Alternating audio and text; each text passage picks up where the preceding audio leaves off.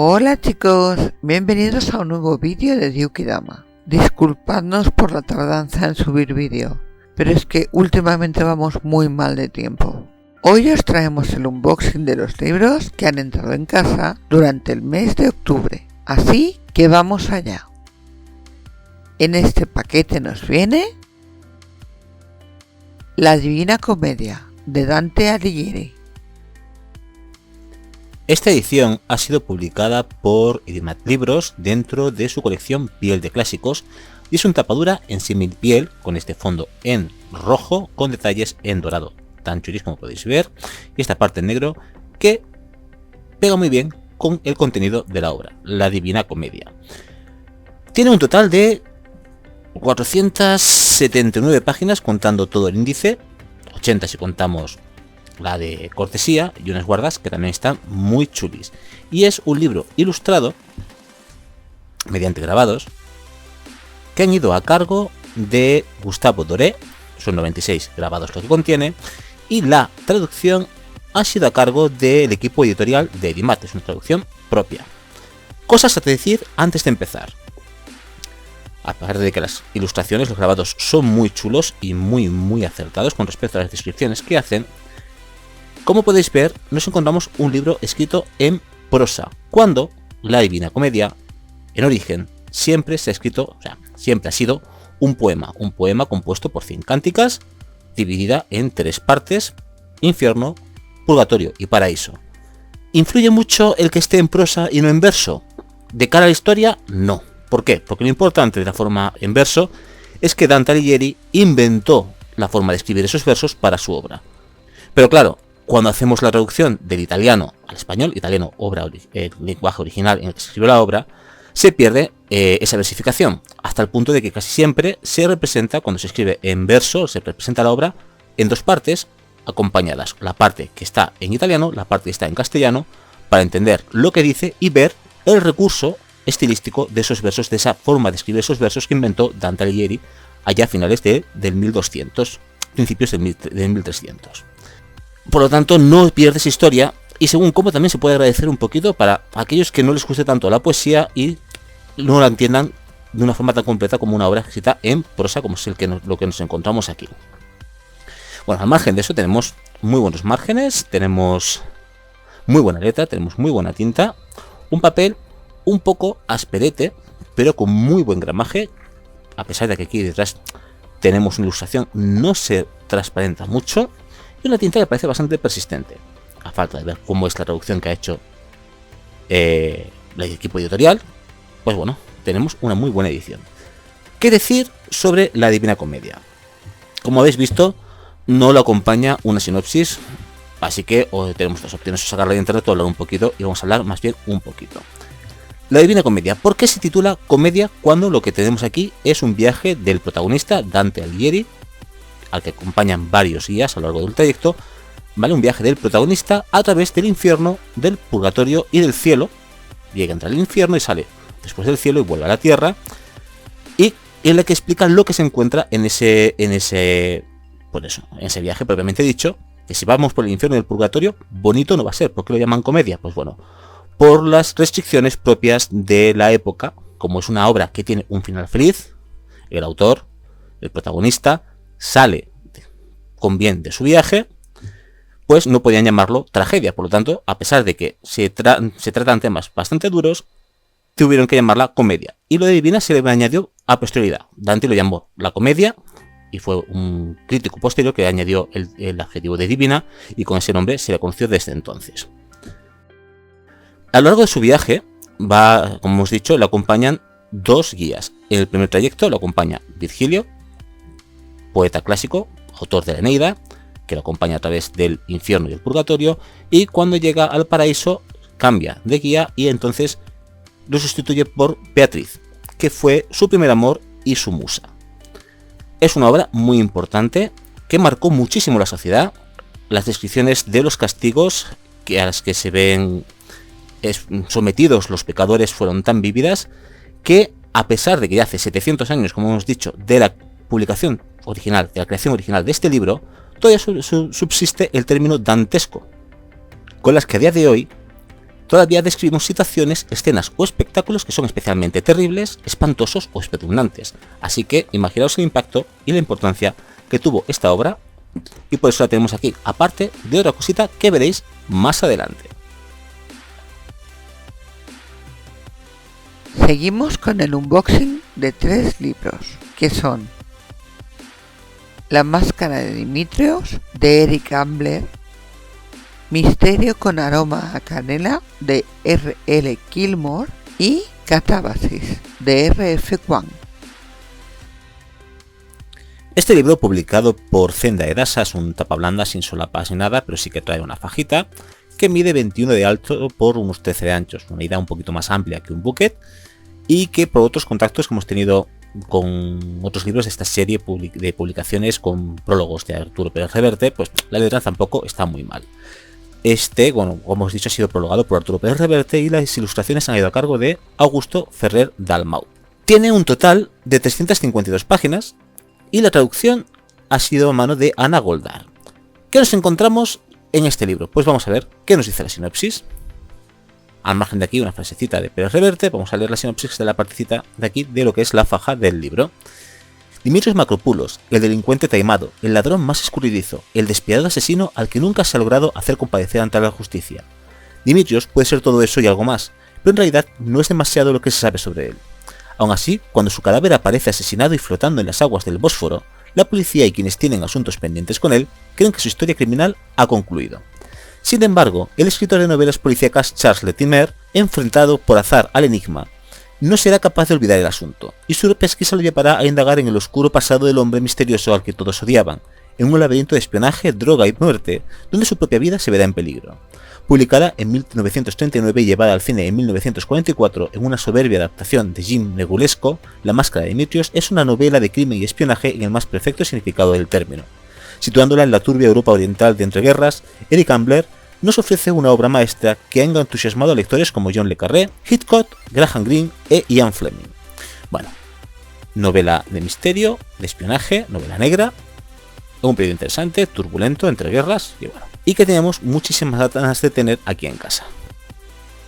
De Newton Compton tenemos esta preciosidad de libro, que si bien es cierto que, al contrario que sus hermanitos que ya han salido en el canal, que venían con una sobrecubierta, con el mismo dibujo que lo que es las tapas principales del libro, aquí solo viene pues con las tapas ilustradas, viene con unos cantitos pintados que son una gozada, imitando este degradado de color de un atardecer, con hojitas en de otoño, hojitas que se han caído del árbol, en este naranja muy chulo, y bueno, es una edición muy bonita,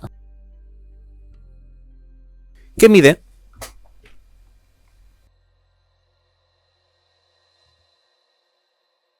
21 centímetros y medio de alto por 14 de ancho. Bueno, vamos a verla un poquito por dentro. El total de páginas que tenemos son 450 si contamos el índice, y la traducción es a cargo de Tatiana Marco Marín. Bueno, aparte de los cantitos pintados, que ya hemos dicho que son una chulada, ¿qué más nos encontramos por dentro? Bueno, un pequeño plano de lo que es el pueblo, Cinnamon Falls. Ahora veremos en qué interviene cuando veamos la sinopsis.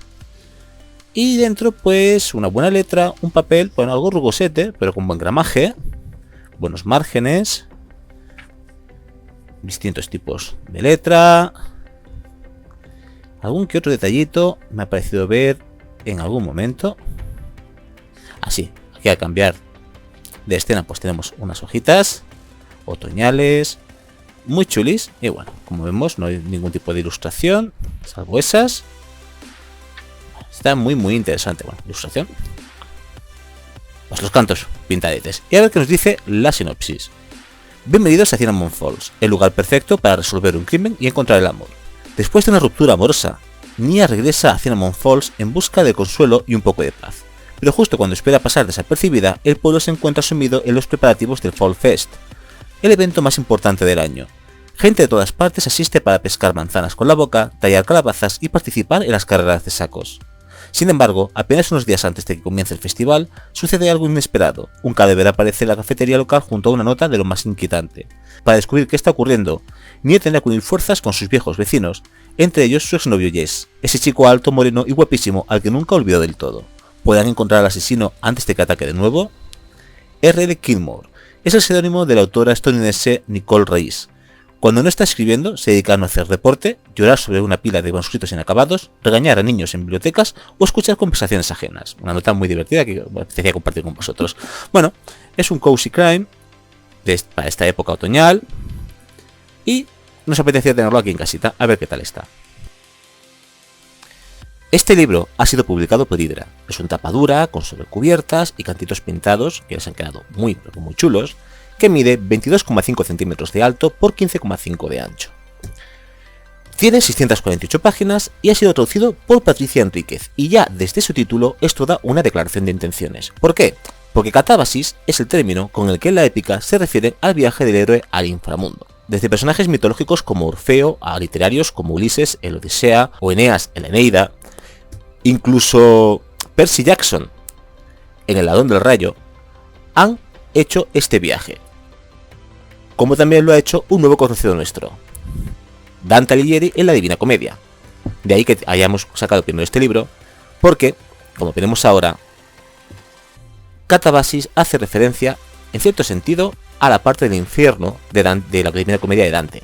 Así que hemos decidido primero leer la Divina Comedia, y después Catabasis, para poder hacer una comparación más ajustada, y de ahí que no lo saquemos de su protección, para mantenerlo este tiempo pues más protegidito en las estanterías.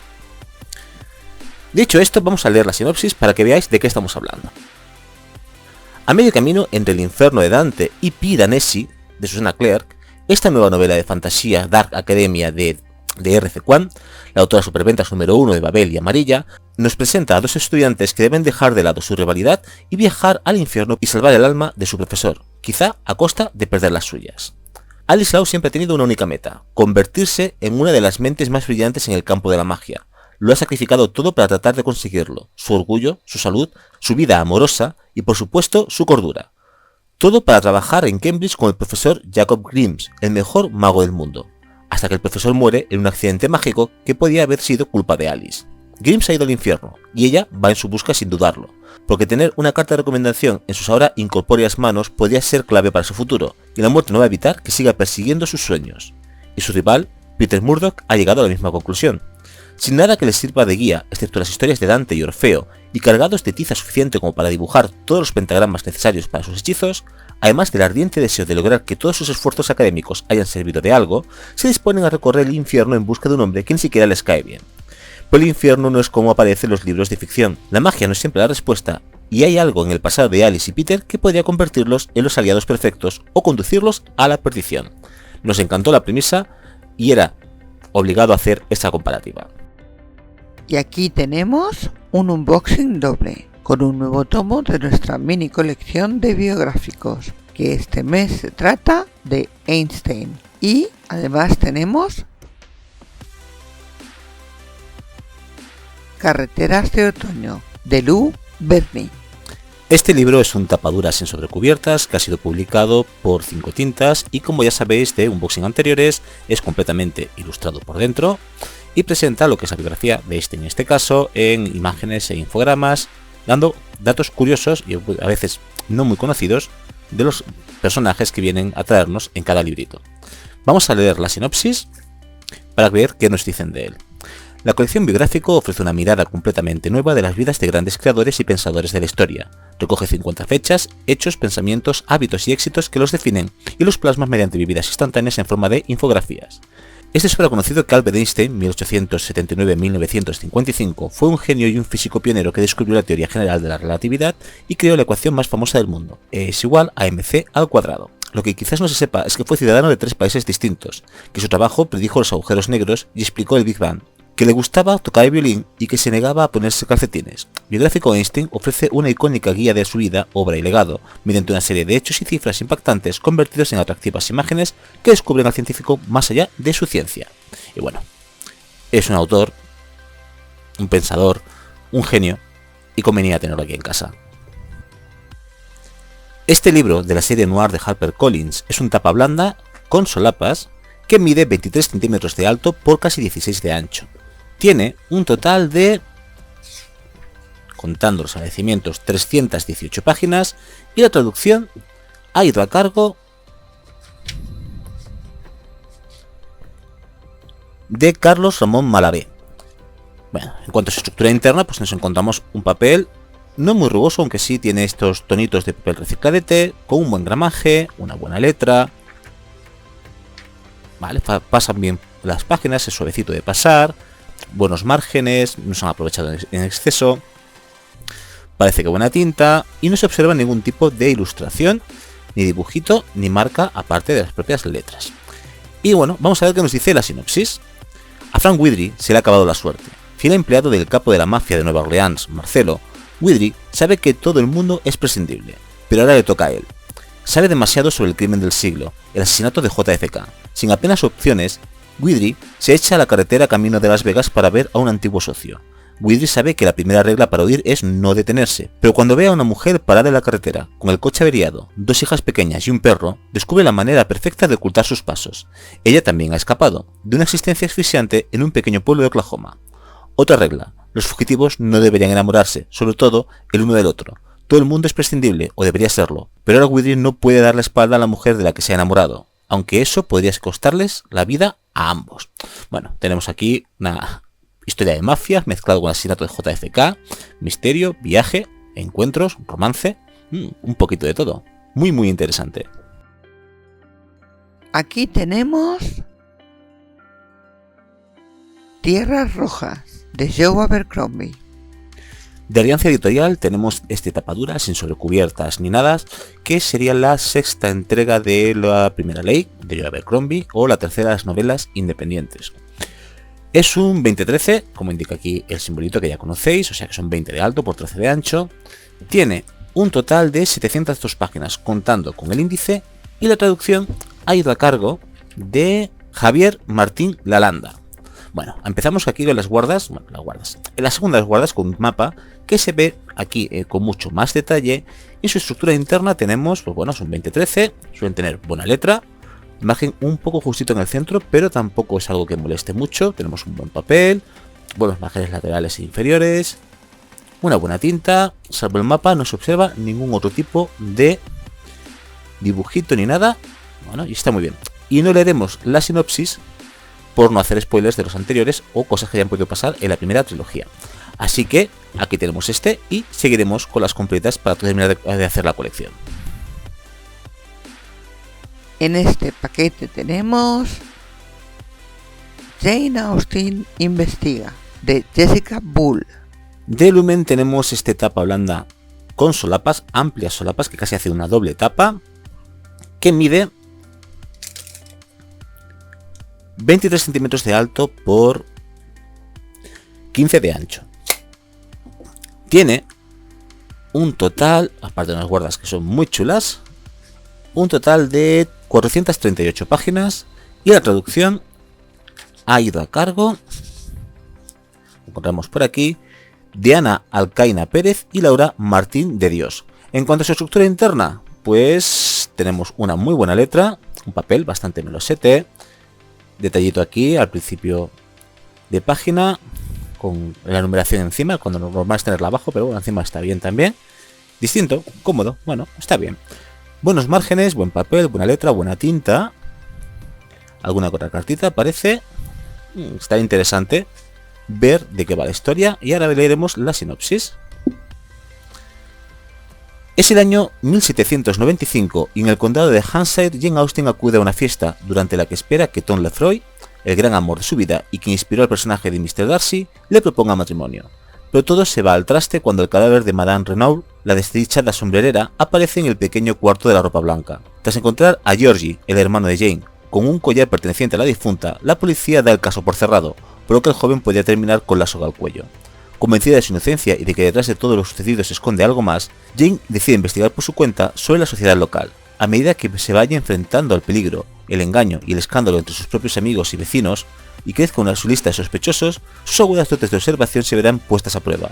¿Descubrirá la verdad a tiempo? ¿Conseguirá salvar a su hermano? Una cosa está clara. En Hampshire, nada es lo que parece. Pues bueno, está muy interesante. Investigación, crimen, Jane Austen, todo juntito. En este paquete nos viene Un caballero en Moscú, de Amor Towles. De Salamandra tenemos esta tapa blanda con solapas y además nos ha salido con una fajita que mide 23 centímetros de alto por 15 de ancho y tiene un total de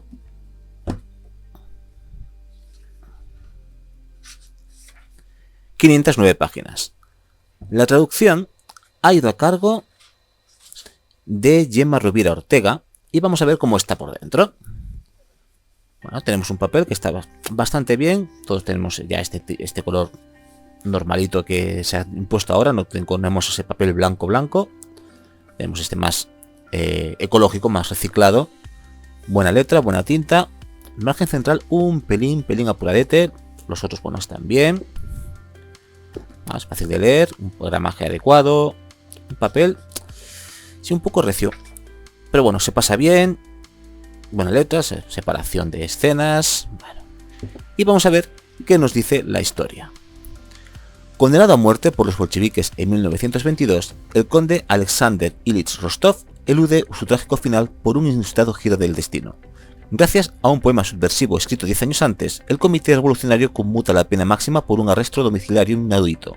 El aristócrata deberá pasar el resto de sus días en el Hotel Metropol, microcosmos de la sociedad rusa y conspicuo exponente del lujo y la decadencia que el nuevo régimen se ha propuesto erradicar. En esta curiosa historia se basa la segunda novela de Amor Towles, que después de recibir innumerables elogios por Nómadas de cortesía, su ópera prima, se consolidó como uno de los escritores norteamericanos más interesantes del momento. Erudito, refinado y caballeroso, Rostov es un cliente asiduo del legendario Metropol, situado a poca distancia del Kremlin y el Bolshoi. Sin profesión conocida pese a estar ya en la treintena, se ha dedicado con auténtica pasión a los placeres de la lectura y de la buena mesa. Ahora, en esta nueva y forzada tesitura, irá construyendo una apariencia de normalidad a través de los lazos afectivos con algunos de los variopintos personajes del hotel, lo que le permitirá descubrir los jugosos secretos que guardan sus aposentos. Así, a lo largo de más de 3 décadas, el conde verá pasar la vida confinado tras los inmensos ventanales del Metropol, mientras en el exterior se desarrolla uno de los periodos más turbulentos del país. Bueno, aquí te dice otra vez la traducción, una historia muy interesante y que tenemos muchísimas ganas de leer. Y aquí nos viene un libro que se parece mucho a un juego muy famoso. ¿Conocéis el Cluedo? Pues es muy parecido. Se trata de Miss Winter en la biblioteca con un cuchillo, de Martin Edwards. Este libro, publicado por Newton Compton Editores, es una tapadura con sobrecubierta. Aquí está la sinopsis que leeremos más tarde, que tiene el mismo dibujito de la sobrecubierta que la cubierta principal, lo cual siempre se agradece muchísimo en todos los libros de este estilo. Como hemos dicho, es una tapadura que mide 21 centímetros y medio de alto por unos 14 de ancho.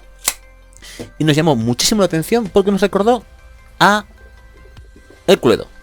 Este juego que tenemos en casa desde hace muchos años y al que hemos jugado innumerables partidas, pues bueno, tiene un funcionamiento parecido a lo que están marcando en el libro y nos hizo muchísima gracia. Veamos, ¿qué más sabemos del libro este? ¿Cuántas páginas?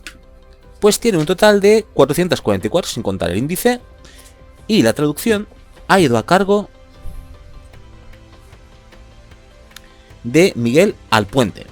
En cuanto a su estructura interna, pues nos vamos encontrando una suerte de fichas que están así como un poquito más ilustradas, que es como si diesen ciertas pistas, partiendo de la primera, que nos llamó muchísimo la atención cuando tuvimos el libro en las manos, que es la invitación que veréis ahora que tiene que ver con la historia. Al margen de esto tenemos, pues bueno, un papel más que correcto, suavecito, buenos márgenes, buena letra, se lee bastante bien, parece buena tinta, y tantas marquitas como veis aquí en el lomito, son pistitas de estas que nos van introduciendo un poquito más en la historia al parecer.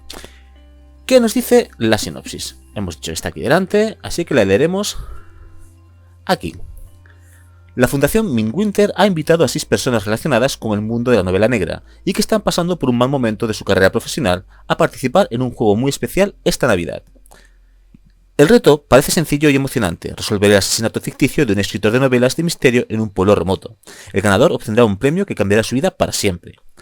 Para evitar posibles trampas, 6 miembros de la fundación se encargan de velar por el cumplimiento de las normas. Los concursantes han sido seleccionados con sumo cuidado, pero una inminente tormenta de nieve amenaza con dejarlos completamente aislados y es necesario extremar la precaución. El misterio, el frío implacable y los enigmas por resolver pondrán a prueba la lucidez de los participantes. El juego está a punto de comenzar, pero seguir las reglas no figura en los planes de todos los presentes. Bueno, pues un asesinato que de resolver. Las guardas misteriosas les han quedado muy chulas también, que no lo habíamos dicho. Está muy chuli. Y bueno, nos llamó muchísimo la atención la historia, la construcción del libro es preciosa. Y bueno, solo falta leerlo a ver qué nos encontramos. Aquí tenemos Viejos amigos y nuevos amores, de Sybil G. Brinton. Esta etapa blanda con solapas, publicado por Universo Alternativo, es una nueva edición de un libro que se publicó por primera vez en 1913. Así que, con un título tan vistoso como Viejos amigos y nuevos amores, una secuela imaginaria de las novelas de Jane Austen, tan en boga o tan en consonancia con los tiempos modernos en los que se hacen fanfics, se hacen retellings, se cuentan historias de otras maneras, pues nos encontramos con un libro, una historia que ya tiene más de un siglo. Y ya en aquella época, pues, se dedicaban a hacer estas monerías y con estas ideas tan ingeniosas. Como se suele decir, no hay nada nuevo bajo el sol. Y bueno, vamos a ver un poquito por encima cómo es el libro. Mide 23 centímetros de alto por 15 de ancho. Bueno, las guardas son preciosas, eso hay que decirlo. Y la traducción ha ido a cargo, lo he visto por aquí, de Victoria Flórez Estrada y John Fitzpatrick, corrección de Carmen Pérez Durán y Patricia Macías García. Tiene un total de 307 páginas y en su estructura interna pues tenemos un papel muy suavecito, muy meloso, buena letra, buenos márgenes, bueno, buena tinta. Hemos visto aquí que tenemos detalles al final y principio de capítulo, muchas cucadas, muchas monadas.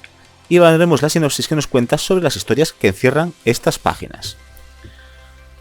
Elizabeth Bennet, ahora Darcy, confía a su marido, Fitzwilliam Darcy, su inquietud sobre el reciente compromiso de la hermana menor de este, Georgina Darcy, y su primo, el coronel Fitzwilliam. Cree firmemente que no están enamorados. Incapaz de mantenerse al margen de la felicidad de dos personas a las que adora, intercede para descubrir los verdaderos sentimientos de ambos. Este es el punto de partida de la historia que narra las aventuras y desventuras amorosas de 3 de los personajes secundarios femeninos más conocidos del universo Jane Austen. Kitty Bennet, hermana de Elizabeth Bennet, Georgina Darcy, hermana de Mr. Darcy, ambas de Orgullo y Prejuicio, y Mary Crawford, de Mansfield Park. Todas ellas vivirán numerosas situaciones en sociedad junto a otros personajes de todas las novelas de Jane Austen, que serán aliados o se convertirán en obstáculos en la consecución de su felicidad sentimental. Como os he dicho, nos llamó muchísimo la atención la sinopsis, el hecho de que sea un libro que ya tiene ese siglo publicado y queríamos tenerlo para ver qué es lo que encerraban estas páginas. Y terminamos las compritas de octubre con Morir en noviembre, de Guillermo Galván.